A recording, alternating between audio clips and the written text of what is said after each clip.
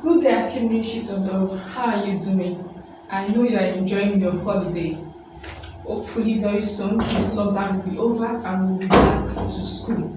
Now today we are looking at religious studies and Judaism in particular. You know, we have Judaism, we have Christianity.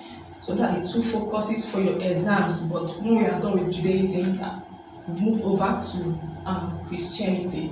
Our topic today is religion and the family. Religion and the family. Okay. Under religion and the family, first of what we're looking at is rites of passage. We have other topics to be treated under religion and the family, such as dietary laws and the roles of a man and a woman in a family. So, rites of passage. What are rites of passage?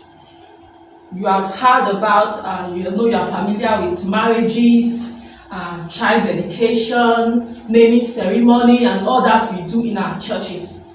These are examples of rites of passage. Rites of passage are ceremonies or series of ceremonies, often very ritualized. Every society has its own rites of passage.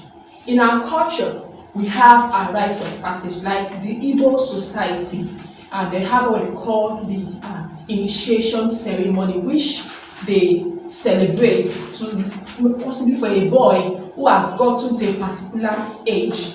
In every society, in every country, we have ages from which they see a child, or from which they consider a child no longer as a child but now an adult.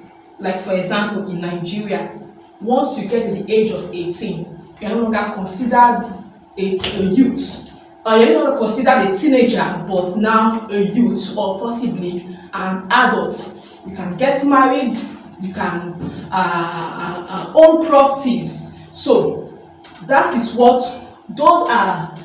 You find that under Judaism also, they have a certain age for which they consider that children no longer as children but as adults. We are going to look at that. Okay, then for example, the examples I stated on the board, we have baptism. These are examples of rites of passage. We find that in Christianity. I believe you have been baptized. If not, very soon you will. Then we have weddings, funerals. These are examples of rites of passage. Now, in Judaism, we have some of the examples of rites of passage. We have the Brit Milah, circumcision, naming ceremonies. We have the Bat Mitzvah. We have the Bat Mitzvah and Bat Shah. We also have marriage ceremonies, and we have death rites. Okay, so first of them, we're looking at Brit Milah. Of course, the starting of every individual. Every individual comes into life through birth. Brit Milah means the covenant of circumcision. Now, once a child is given birth to, you know, of course, I believe you should be familiar with that. Circumcision. A child, a male child in our society is circumcised. Now, that ceremony did not just start with our present society. It started from the Bible. It was an instruction that God gave to Abraham, sealing the covenant between him and Abraham, that every of his generation must, every of his descendants, every male must be circumcised. The Jews, they are very serious when it comes to obeying the laws of the Torah. As you know, the Torah is what guides the Jews in their daily lives. So circumcision makes a boy part of the covenant with Abraham and the Jewish community. God told Abraham that if anyone is not circumcised among his descendants, such a person is totally cut off. Such a person will not inherit the promises which he made to Abraham. It represents a physical commitment to God and obeying God's law. So it is a starting point to a Jew. Circumcision is the starting point for a Jewish child to start knowing God. circumcision is the starting point of introducing a child to the religion, to the worship of God. Okay, the next we now look at features of Brit Milah. On the 8th day following birth, a godmother hands the baby to a godfather who carries the baby to a room where the males of the family are gathered. The boy is put on the knee of the tzaddik, who is usually the grandfather, the oldest person in that lineage as at that particular time. Then the mourning is present there to pronounce blessings on the child. The child is then circumcised, and then also the child is named. That is also the time in which the child is named. The mourning then blesses a cup of wine and announces the name of the child in Hebrew, and a drop of wine is placed on the baby's tongue. So, Brit Milah is an important ceremony which the Jew celebrates. Okay, because now, once this takes place, like I said earlier, the child is now part of the Jewish society.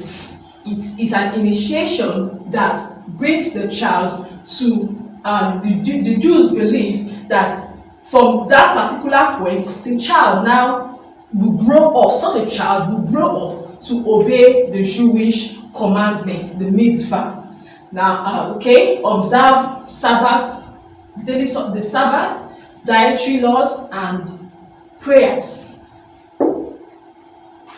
So here we see a picture of a child being circumcised, and also a picture of a child being circumcised and also named.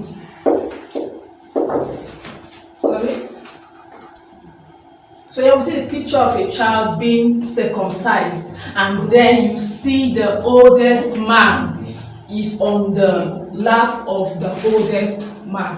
Okay, so the next on our rites of passage is the Bat Mitzvah or the Bat Mitzvah. Bat Mitzvah, Ba is son, Bat, daughter. Mitzvah, as you know, means commandment, son of the commandment or daughter of the commandment. Okay, so this is a Jewish initiation ceremony for a boy or a girl when they turn 13 or 12 respectively. In a Jewish society, once the boy turns 13, he is now seen as an adult. The girl is also seen as an adult. They can now take responsibilities or be responsible for their own actions. Their parents are no longer held responsible for their actions. They can now own properties, get married, and like I said, they are responsible to their own actions. For the boy, he can now be counted as part of a minyan. You know what a minyan is? Minyan is 10 persons making up a worship. Once 10 persons gather in the synagogue, that is a minyan, and worship can start. Now, the boy can make up part of the minyan and even lead part of the services in a synagogue. According to Jewish law, he or she, like I said, can now own properties, can get married, so on and so forth. Features of Bar Mitzvah or the Bat Mitzvah. Before the boy's 13th birthday, he attends classes where he will be taught how to read the Torah in Hebrew, usually at the synagogue, and then during the Sabbath closest to his birthday, the boy will celebrate his Bat or Bar Mitzvah's initiation ceremony.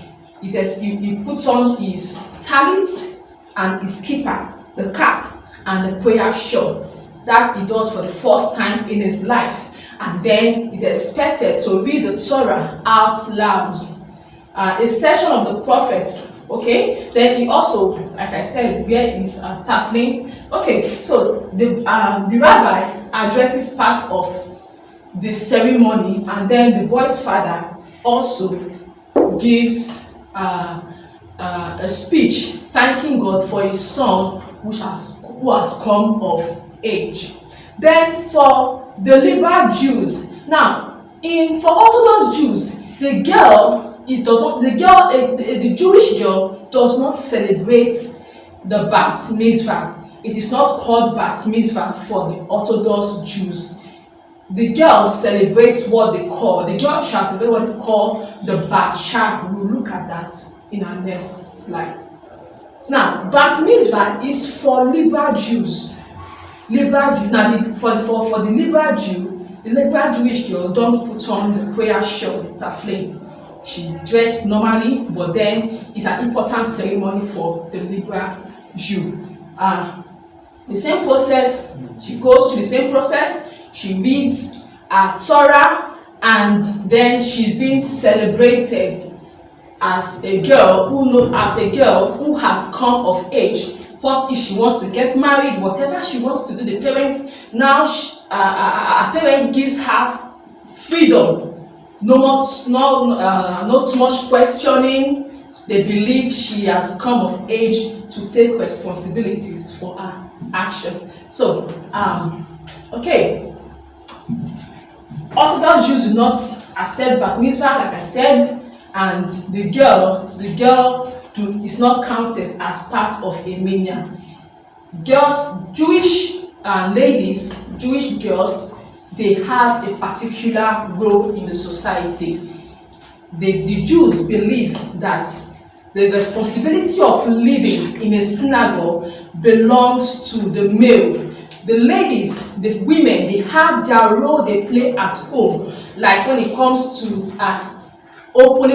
beginning the Sabbath day celebration, the woman has a role she plays. When it comes to preparing the dietary, preparing the meals at home, it's believed that a lady or a Jewish woman should know the basic dietary laws for a Jewish home.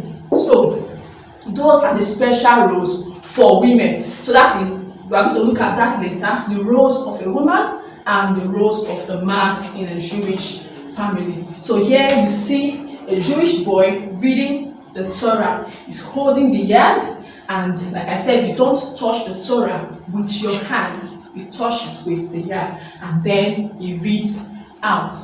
Okay, you can see him wearing his kippah. He's wearing his kippah, and then the taflin, the prayer shawl. Bat means daughter of valor, and is an Orthodox Jewish ceremony.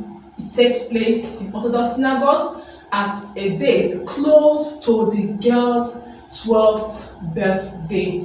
The girl will give a talk on a Jewish topic, but not during Sabbath service.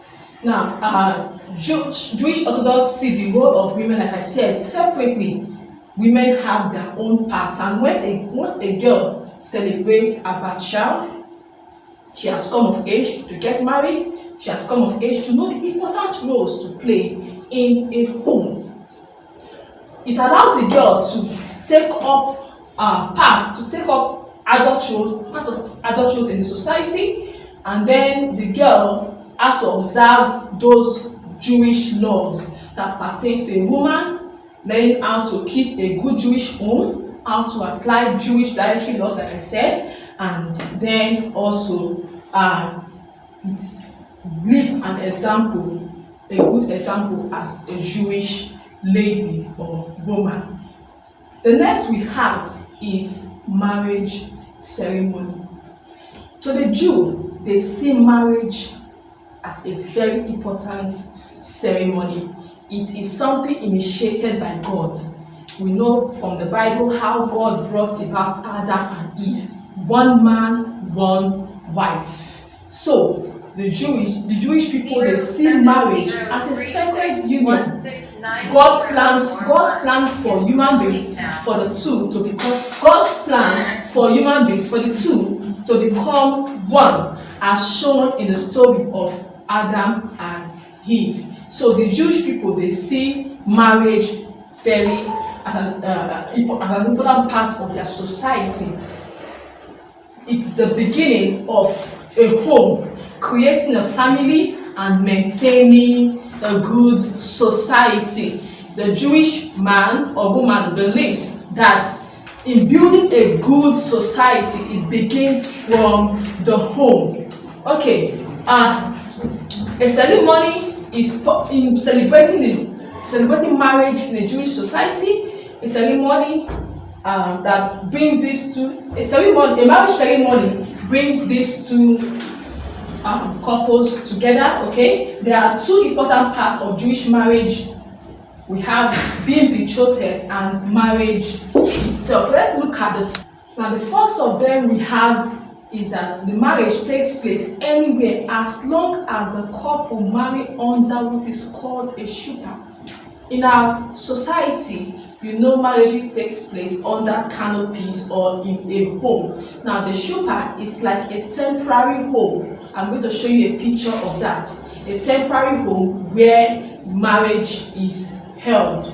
The next thing that is being done is the signing of the ketubah. The ketubah is the marriage documents which must be signed. The ketubah contains laws or agreements for the groom, the agreements made by the groom, possibly to take care of his wife, to always be beside her, not to hurt her, so on and so forth. Now, a particular Jewish video I watched, the Jewish man said cooking is not part of the ketubah. So, but then the man takes care, makes commitment, makes vows to take care of his wife, to build a good Jewish home. All these are written in the ketubah. Now, then also marriage, the Jewish people celebrate their marriages on any day of the week except the Sabbath day.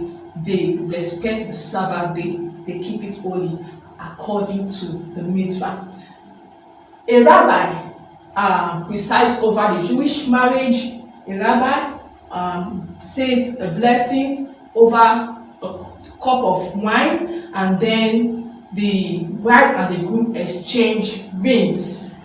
Then also, an important aspect of the Jewish marriage is the breaking of glass by the heel of the groom. Now, why do they break glass? Why must that be observed? The breaking of glass signifies that marriages can sometimes experience trials. Marriages can sometimes experience a period of trouble. And then it also reminds them of Jerusalem. It reminds them of the temple which has been destroyed, and with the hope that one day it will be rebuilt when the Messiah comes. Then also, the bride and the groom is giving a short break for privateness together. That is the first time they are allowed to stay together. As a matter of fact, a week before the marriage, these couples, or the man and his wife to be, is not allowed to see each other. They are only expected to exchange letters while they prepare for their marriage. Okay, then we have death rites. We have death rites. So a Jew, death rites, burial, funeral is also an important aspect of their society. In celebrating, in observing death rites, or when a person is about to die in a Jewish home, such a person is not left alone.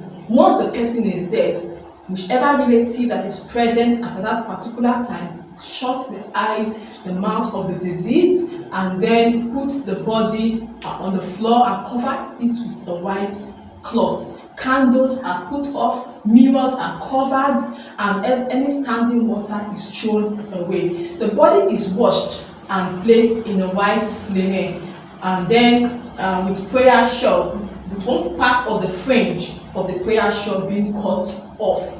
The body is placed in a coffin.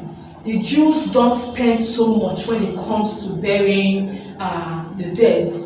the coffee they usually use is a plain coffee, because they believe that at death everyone is equal, both the rich and the poor. They are being buried in a plain coffee. And then also close members of the family, they come, it's also a sign of it's a sign of pain. It's a sign of grief. They tear their clothes, showing the sign of grief. Liberal Jews may wear black ribbons rather than tear their garments. Now, features of burial in features of the Jewish burial service.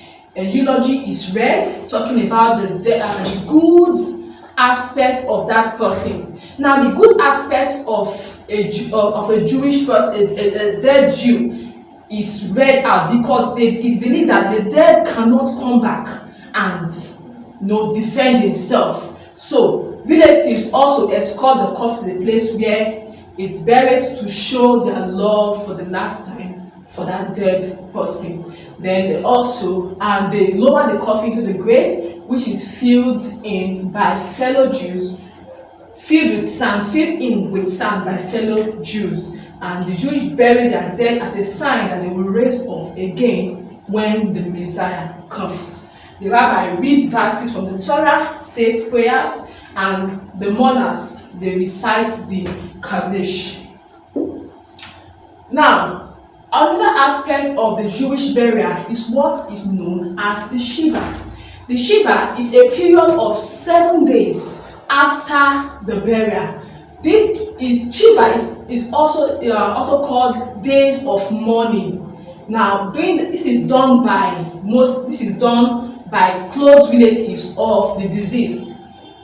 At this time, they don't leave the house. They remain at home for 7 days. Neighbors bring in food to them. They don't change their clothes. They spend this time mourning the deceased. Even the Bible said it, that it is better to be in the house of mourning. So they use this time to mourn the deceased, even to reflect over their own lives. Okay, mourning is shorter for liberal Jews, sometimes lasting only a day. Orthodox Jews believe in physical resurrection of the dead when the Messiah comes. Liberal Jews focus more on immortality of the soul in the presence. So that is it for the Jewish rites of passage. So I believe that you should be able to answer this question. These questions outline the events that takes place at a Bat Mitzvah ceremony, explain why a Bat Mitzvah or Bashar ceremony might be held by some Jews.